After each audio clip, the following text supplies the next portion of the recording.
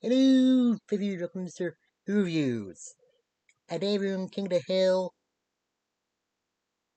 propane boom. Yeah, for June 2026, I'll be reviewing two-part episodes of King of the Hill, and hopefully, whoever's watching this just enjoys it. Anyway, in this, Hank's hatred for Megalomart has been pushed to the limit, especially when an ad with Chuck Mangione revealed that they're planning of selling propane and propane accessories. Yes, Strickland did try some stuff to get more customers, but having the employees hug the customers, but it didn't work. And Hank tries to talk bad about the the propane stuff and Michael Martin how Strickland is better when he probably are there. Yeah, it doesn't work, and Hank is let go, and yeah, Peggy says he planned for stuff like this, and she could be the breadwinner and just work for uh Noah's Republic. I don't really know what it is, and she got to use some old curtains to make Bobby clothes, and Bobby just freak out a little. I do kind of like the part where Hag thinks that Dale and that are using freaking propane, but he sees that they're actually using Megalomar, and of course Dale does he what you think he'll do, just runs away and tries to get over a fence. Ugh. And yeah, this goes back around a little when Bill saying that Hank has a good man there with Peggy. And just and just a few seconds later, Hank questions Bill, and he tried to get over the fence, but he can't. Anyway, and Luana's looking for a way to pay for beauty at school. Tried to ask her boyfriend Buckley, but he says he has $400, and friend or Luann does need 300, but he's saving for a trampoline. Yeah, and sorry asking Hank and Peggy, but Hank is really having it, and Hank just gets more angry when he hears Luann is gonna try out for a propane job in Megalomart. And yeah, he just gets like just gives out to her he when he thinks he's in good enough. And Hank just go to this job fair thing where these guys are obviously doing a scam. When they're selling dreams in boxes, but turned out just be steak knives. Ugh, don't know. Yeah, and Hank gets to just suck up his pride, and when is gone to Buckley to do the test for the protein job. Buckley gave it to Hank. Yeah, Noel's mad at him, and he tried to get back at him by fussing what he thought was Hank's car keys, but turned out it was Peggy's. And Hank just starts bonding with some guys that worked there used to have their own businesses, but uh, Mega just I guess swept them away. And yeah, that's after Hank stopped Buckley from dragging the propane tank, and Buckley just saying he's supposed to do something for Chuck Mangione's performance, like give him some pears or something. Mm. Hank has the others together saying God like do a protest or interrupt Mangioni's concert with kazoos. And yeah, Peggy's all for when they get there and yeah, what's going on? Noel breaking up with Buckley. Yeah, trying to Hank into a play kazoo. He's gonna be using an air horn. And yeah, uh, before Mangione plays, it feels so good. Or why they're about to start, the others start playing their kazoos, and it's a banner saying that Mart ruins small town businesses, and Bill taking that's their new slogan. Yeah, when Hank sees Buckley and what he's doing a few minutes later, boom, explosion at Mart. Yeah, boom. Yeah, that's the end of the first part, and yeah, I do prefer the second part. That's the beginning where Bobby's with Connie talk about their future and their duty, saying that dad blew up and Bobby sees the smoke and just the reaction on his face is great. And Peggy just said worried about Hank and talking to one of the either paramedics or people looking for the people inside or whatever. And thinking she's Magnoli's wife. And luckily they did find Hank and Luann, but not Buckley. Yeah, turned out Luann got her hair burned off through the explosion. And her reaction to find out that she's bald is good as well. Oh god. Yeah, and both Hank and Luann are retreating like what they experienced that well. Like Hank has a fear of propane now, and Duran decides to quit beauty school and become a photo journalist. Yeah, and just takes uh, pictures on the TV with the CNN in it or on it, whatever. And yeah, thanks to uh, that branch magma blown up, strict propane is back and strict that's the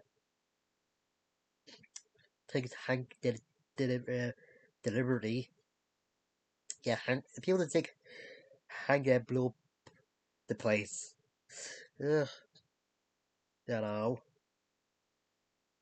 And there's the people at Dale thinking that Buckley actually faked or is still alive. He even says that Mother Teresa is still alive, however. And there's two parts of this storyline that I really like.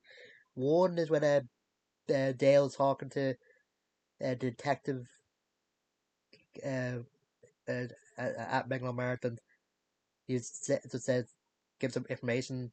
Like Dale gives him information, and the guy say that's just idiotic, and Dale like that's what he wants you to think, and the guy's like, "Sir, we are them," and he just freaks out a little. As during Buckley's funeral, Dale looks inside the casket, taking Buckley's in it, but yeah, White saw pretty skin pale, and he just threw up in the casket. Ugh. And something else you only played if it feels so good during Buckley's funeral. Yeah, I don't know. And yeah, the Luan talk about that he's upset about Buckley and just shows a picture of Bobby Winn's boxers on that's what a Holy Irish child looks like a fight occupation. Ugh, I don't know.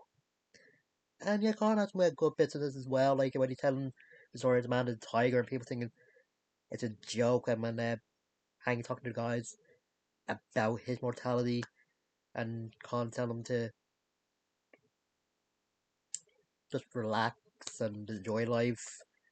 Um, and he's the one that giving when an earful to knock out the Sinead O'Connor act.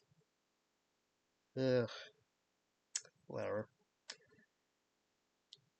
Yeah, the Luann does finally let her emotions out when she finds a birthday card from Buckley. Yeah, he said he was gonna buy her earrings she liked, but he didn't have enough money, so he gave her some CDs that he didn't like anymore. I don't know that I think that's a bit like a bit good, a bit bad. I I don't know. At least he gave her something. Yeah. Oh yeah, throw Luann's friends at the beauty school made her a wig, and if you're not major babies, they just get her to wear it, and yeah, I don't know how it goes along. Why's there brown bits in a blonde wig? And it probably like highlights. Yeah. Anyway, well, also another good part with Hank is at this support group, and the guy in charge is like again trying to get Hank to realize that he's actually afraid of his mortality, and he just passing off his fear of propane. And yeah, Hank is just freaking out so much like you see sweat stains on his shirt. Yeah. Well, I do kind of like the music they play when Hank is near something to do with propane or when he's just about to freak out. And yeah, sure, Bobby heard what Hank and that were saying when Hank was talking about his mortality. Oh yeah, and the part when Bill and uh, Dale say that the Bill gonna take Peggy when it's Hank time, and Dale's gonna take Bobby. They take hands. Hank trying to stop them kind of goes well. Yeah, Bobby just runs away, and Hank has a ladybird sniff one of Bobby's fruit pies. But yeah, I don't think it's like a bloodhound, like a sniffer dog or a good bloodhound, whatever.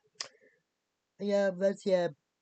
Hank does find Bobby, and uh, yeah, just a bit of a moment, and Hank gives his own version of the man and the tiger, just saying the man and the lion, and the football team, the Lions, and stuff like that, and then Bobby telling Hank his own joke about Eskimos. And yeah, just thanks to uh, Hank helping Bobby through his anxiety, he's able to get over his fear of propane. And yeah, there's an egg credit scene when people at or like the workers at Stricken Propane are still thinking Hank blew up Mangalore on purpose. Ugh. And I'll go back again in the episode a firefighting weeks ago or whatever the Three Stooges almost episode. Uh, and yeah, I do think it's a good two part. I do prefer the second part over the first. You get to see what happened after the store blew up. And just the stuff between with Hank and Wham was kind of good, but mostly Hank, since you rarely see Hank get freaking out. That's one like you see him angry a lot of the time, but not really freaking out. And yeah, Peggy was kind of good in two parts as well. And she want to try to get Hank to look for like a job while she's being the breadwinner. I kind of like saying the she's gonna be the breadwinner, but doesn't make Hank the bread loser, and they're all winners. And when Hank's getting annoying and she's saying they never failed before, so every time you try to compliment them, it just make them more angry. Yeah. And like I said, some of the reactions in the second part was just very good, especially with the facial features or when screams when she realizes she doesn't have any hair. Yeah, I don't know. And yeah, like I said, the stuff with Dale taking their conspiracy with uh, Buckley still being alive, and yeah, I think this is a good like a good two-part, a good one to start off with. And yeah, just remember to like, comment, subscribe, and yeah, and just share this with everyone. I remember I have a community tab, and I have some polls maybe interested in voting on in there, but if you don't, it's okay. Yeah, just next time. I'll see you guys later.